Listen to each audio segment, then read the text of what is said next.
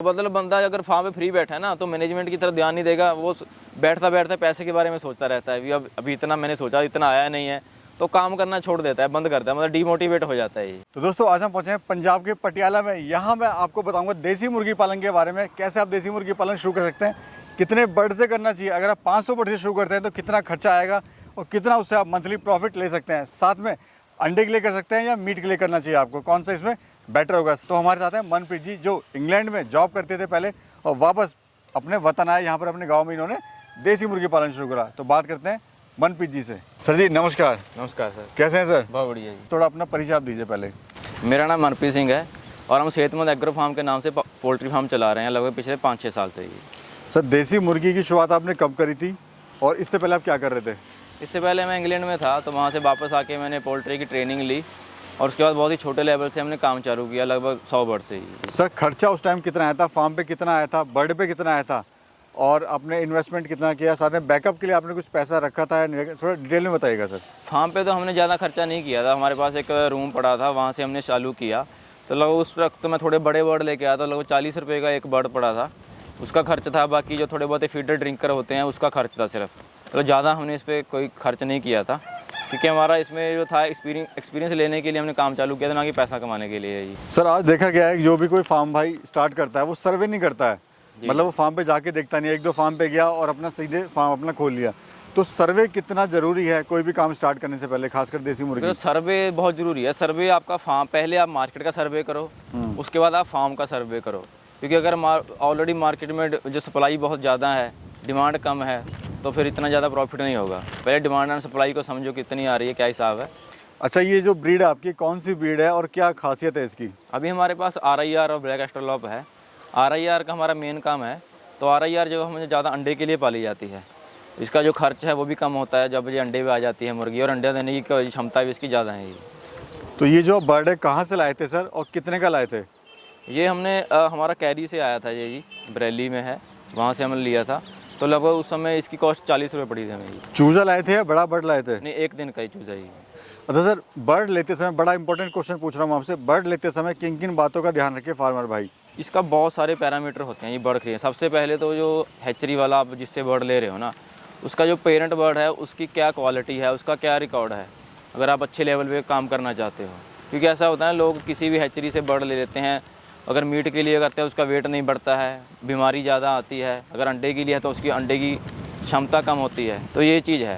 तो उसके बाद जो बर्ड है वो अच्छा हेल्थी होना चाहिए, वैक्सीन लगा हुआ पेरेंट बर्ड और उसका बच्चे को वैक्सीन लगी हुई है। क्योंकि सर लोग कहते हैं मॉडलिटी हो गई है, बट मैं देख रहा हूँ आपने जैसे बताया कि आपके फार्म पे मॉडलिटी ना के बराबर है। जी जी जी। तो सर इसमें क्या डिफरेंस है, आप जो बर्ड लाए हैं और जो बाकी फार्मर भाई बर्ड ला रहे हैं? नहीं, वही मैं आपको बता चाह रहा हूँ, अगर पेरेंट बर्ड है ना, जो अगर उसी में कोई दिक्कत है, बीमारी है, तो वो आगे बच्चों में कैरी होती है। वो पहले एक दिन पे तो नहीं पता चलती, जब फार्म में आके हफ्ता 10 दिन गुजर जाता है तो फिर मोर्टेलिटी होना चालू हो जाता है, या उतनी उसकी ग्रोथ नहीं होती जितना फार्मर उसको सोच रहा होता है। तो ये आपने सर अंडे के लिए रखी है, मीट के लिए है? नहीं, ये तो हमारा अंडे के लिए है। अगर सर बात करें देसी मुर्गी पालन की, या जो किसान भाई हमारे शुरू करना चाहते हैं वो कंफ्यूज रहते हैं कि अंडे के लिए करें या मीट के लिए, फ़ायदा किस में है दोनों में से? नहीं, फ़ायदा तो सर दोनों में है, जब कोई चीज़ सेल होनी चाहिए बस।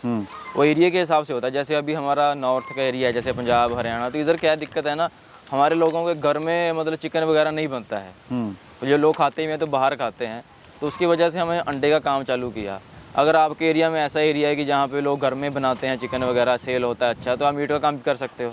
तो आपको अपने एरिया के हिसाब से काम करना चाहिए। जो अंडा है सर किस रेट का जा रहा है आपका, और साथ में लाइव मुर्गा जो है किस रेट का आप दे रहे हो? लाइव मुर्गा तो जो रिटेल रेट है अभी 350 रुपये किलो जा रहा है, और बाकी जो अंडा है वो 12.5 रुपये जा रहा है, जो छोटी पैकिंग में आता है। जो बड़ी पैकिंग वो 11 रुपये कुछ पैसे में जाता है।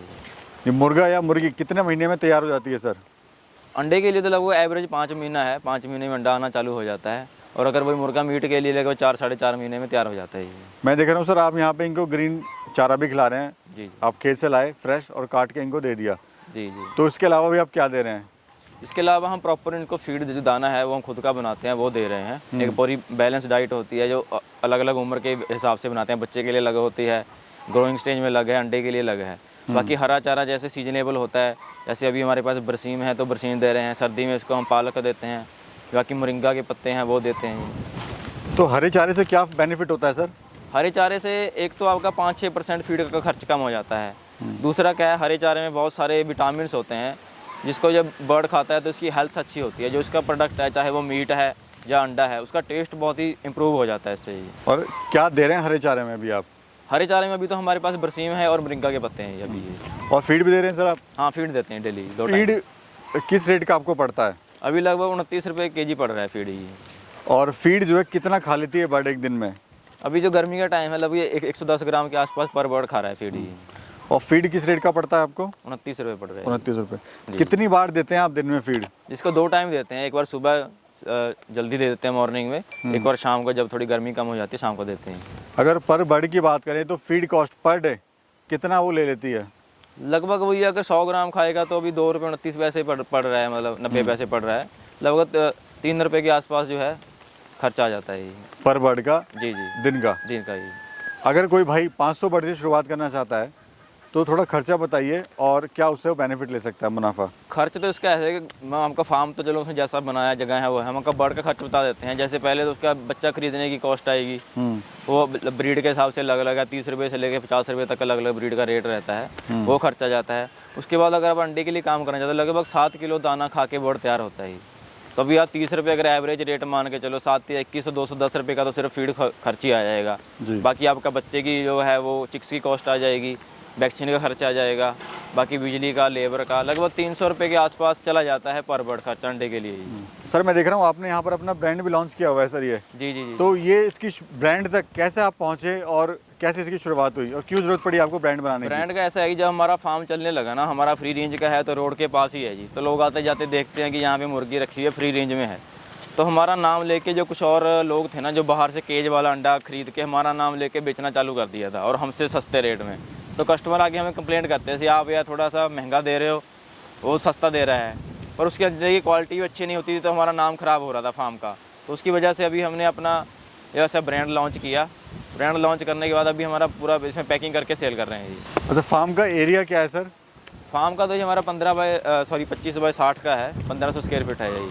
और अपनी लैंड खुद की है यहाँ पर आपकी? हाँ, ये हमारा खुद का एरिया है। बाकी लैंड कितनी है टोटल? ये 4.5 एकड़ के आसपास है जी। फार्म को बनाने में क्या खर्चा आया सर? लगभग उस वक्त 2 लाख के आसपास खर्चा आ गया था इसमें ही फार्म बनाने में। ये फार्मर भाई फार्म स्टार्ट करना चाहता है तो कौन सा मौसम बेस्ट है सर शुरुआत करने के लिए? नहीं, मौसम का तो देखो, पोल्ट्री के तो अब वो तो आपने हमें उसका बच्चे को जो है ना इन्वायरमेंट देना पड़ता है। मौसम के साथ हमें मार्केट के हिसाब से बच्चा डालना चाहिए। अगर आप मीट के लिए कर रहे हो तो जिस वक्त मीट की ज़्यादा डिमांड हो उससे आप 3-4 महीने पहले बच्चा डालो। अगर अंडे के लिए कर रहे हो सर्दी से 4-5 महीना पहले बच्चा डालो, तो वो चीज़ है। जैसे होली है जी जी, तो होली में रेट अच्छा मिलता है। जी जी। तो होली से ऐसा प्लानिंग करें कि होली तक अपना बच्चा तैयार हो जाए। हाँ, अगर आप मीट के लिए करें तो होली तक तैयार हो जाएगी। हाँ, तो उससे क्या होगा, एक तो फार्मर भाई का दिल जो उसका जज्बा बड़ा रहेगा जी जी, और उसको हिम्मत मिलेगी। हाँ हाँ। सर आप सेल कहाँ करते हैं बताइए? सेल तो हमारा खुद का फार्म आउटलेट बनाया हुआ है, तो यहीं पे सेल हो जाता है। जो थोड़ा बहुत है वो हम यहाँ होम डिलीवरी भी करते हैं ये। सर शुरुआत में तो आपने बड़ी दिक्कत आई होगी आपको मार्केट बनाने में, नहीं कुछ चैलेंज क्या क्या आए, कहाँ आप अपना सेल कर रहे हैं माल? चैलेंजेस तो ये आता है ना कि जब हम पहले मार्केटिंग करने जाते थे ना, तो लोग, क्योंकि एक कंसेप्ट भी ये मतलब है लोगों का कि ये मुर्गी को इंजेक्शन लगा देते हैं, कोई देसी ऐसा होता नहीं है, ये मतलब वही अंडे को कलर किया हुआ है। तो धीरे धीरे हमने लोगों को समझाया भी ऐसा, जो कि हमें खुद नॉलेज थी इसके काम के बारे में, तो हमने लोगों को बताया भी ऐसा जो हम खिलाते हैं क्या दाना डाल रहे हैं, क्या हिसाब किताब है। तो उसके बाद जैसे धीरे धीरे लोगों को पता चला तो हमारा बहुत सारे कस्टमर रेगुलर कस्टमर बन गए।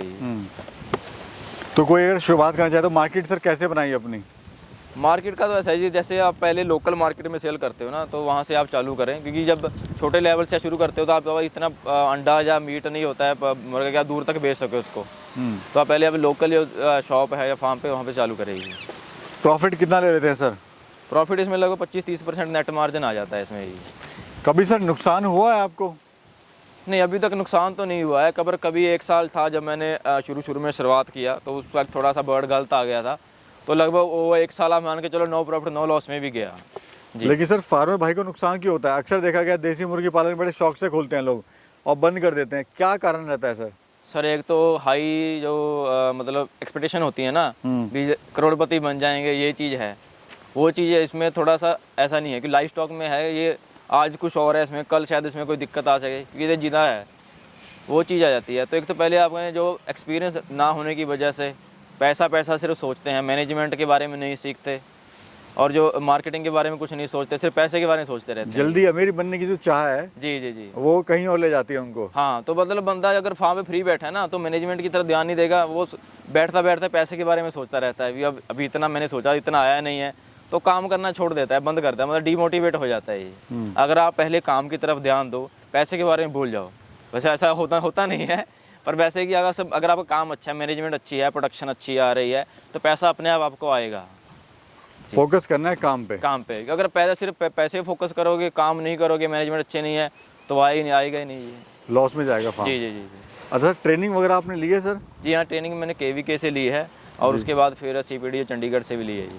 तो कहाँ से कोई भाई अगर शुरुआत करना चाहता है तो ट्रेनिंग क्या लेनी चाहिए, इसको ज़रूरी है ट्रेनिंग लेना? हाँ, ट्रेनिंग तो बहुत ही ज़रूरी है। चाहे कम से कम आप अगर पहले प्राइवेट जो पैसे वाली ना लेके, जो आपके पास एरिया में सरकारी ट्रेनिंग होती है ना, बेसिक ट्रेनिंग, पहले आप वो लेके चालू करें। वहाँ से आपको एक ब्रीड के बारे में पता चल जाएगा, वैक्सीनेशन के बारे में पता चलेगा, और आपके मेन बात होती है ना, आपका लोगों के साथ लिंक बनेगा। जी। जब ट्रेनिंग लेते ज़्यादा आप अकेले नहीं होते, वहाँ 20-25 और लोग आते हैं, अलग अलग एरिया के लोग आते हैं, तो आपका उनके साथ कनेक्शन बन जाता है, तो आप एक साथ काम करते हो, उनको आप माल बेचो, उनका आप बेच सकते हो। ऐसे मेन बात ये होती है, ट्रेनिंग है ये। ज़रूरी है ट्रेनिंग। जी जी जी। अच्छा सर, मैं देख रहा हूँ आपने 100 बड़े से शुरुआत करी थी, जी जी फिर एक बड़ा फार्म कर लिया, जी फिर अपना ब्रांड भी बना लिया। जी जी। अभी आगे का क्या प्लानिंग है आपका, क्या आप सोच रहे हैं आगे करने की? आगे ऐसा कि हमारे पास बहुत सारी इंक्वायरी आती है ना, कि हमें यार अच्छा क्वालिटी का बच्चा चाहिए, तो अभी हमने मतलब किसी भी भरोसा नहीं करते। अभी हमारा नेक्स्ट सीजन जो है, अभी RIR का हमारा चिक्स हैचिंग का काम शुरू करेंगे नेक्स्ट सीजन से, वो है प्लान है। अच्छा, और थोड़ा सा काम को बढ़ाएंगे। जी जी जी जी। सर थोड़ा सा बताइएगा डीपली इसको, जो फार्मर भाई फार्म स्टार्ट करना चाह रहे हैं, वो फार्म एक तो कैसे स्टार्ट करें, प्लस किन किन बातों का ज़रूर ध्यान रखें? देखिए, एक लोगों का फ़ोन आता है कि यार हम फार्म कैसा बनाएं, वो आप छोड़ दो, वो तो मिस्त्री बना देगा ही, क्योंकि मिस्त्री का काम है वो। आपने उसको बताना इतने साइज़ का चाहिए, और अच्छा फार्म हो जो आंधी तूफान बारिश से बचा के रखे। आपने उसका डायरेक्शन बताना है, ईस्ट वेस्ट डायरेक्शन में होता है ये, तो इससे गर्मी भी ज़्यादा नहीं लगती और ठंड में भी फ़ायदा रहता है। आपको ज़्यादा सीखना चाहिए फार्मर को बर्ड के बारे में। लोग क्या है ना कि बर्ड पे तो 50-60 हज़ार खर्च कर देंगे, पर कहीं घूमते नहीं हैं, घूमने में 5-10 हज़ार खर्च नहीं करेंगे। तो आप पहले अलग अलग हैचरीज़ हैं या जहाँ पे फार्म चालू है ऑलरेडी, वहाँ पे जाएं, उनसे फीडबैक लें कि आपने कौन से हैचरी का बच्चा डाला था, कैसा इसका प्रोसेस रहा है, तो जो आपका रिज़ल्ट आएगा उसके बाद आप वो वाला बच्चा डालें, और उसका बाद जो फीड मैनेजमेंट है वो अच्छा रखें, जो बर्तन हैं वो अच्छी क्वालिटी के और सही उसका साइज हो। ऐसा होता है कि कई लोग जगह कम होती है, बच्चा ज़्यादा डाल लेते हैं, तो वो एक दूसरे को काटना शुरू कर देते हैं, बॉल फ़ोन करते हैं हमारे दूसरे खा रहा है, मार दिया, ये चीज़ दिक्कत आ जाती है ये। और बाकी बीमारी के वैक्सीनेशन का पूरा ध्यान रखें, वैक्सीनेशन करें, और वैक्सीनेशन करने का तरीका होता है ना, वो आपको ट्रेनिंग में बताया जाएगा। वैक्सीनेशन ऐसा नहीं है कि आज आपने इसको दे दिया, उसका भी एक प्रोसेस होता है, कैसे देना है, कब लगाना है, क्या इसका एज है, ये चीज़ है। और किसी अच्छे फार्मर के टच में रहे। हाँ, वो तो सही बात है। अगर आप फार्मर के टच में रहते हो ना, तो आपको चाहे आप फार्मर को पैसे दे भी दो, उसको अगर 500-1000 आप दे भी देते हो एज अ कंसल्टेंसी, कोई दिक्कत नहीं आती है। क्योंकि अगर आप किसी डॉक्टर के पास जाते हो ना, तो डॉक्टर क्या है, पहले तो आपको 2000 रुपये ले लेगा, उसका मेडिसिन खर्चे बताएगा।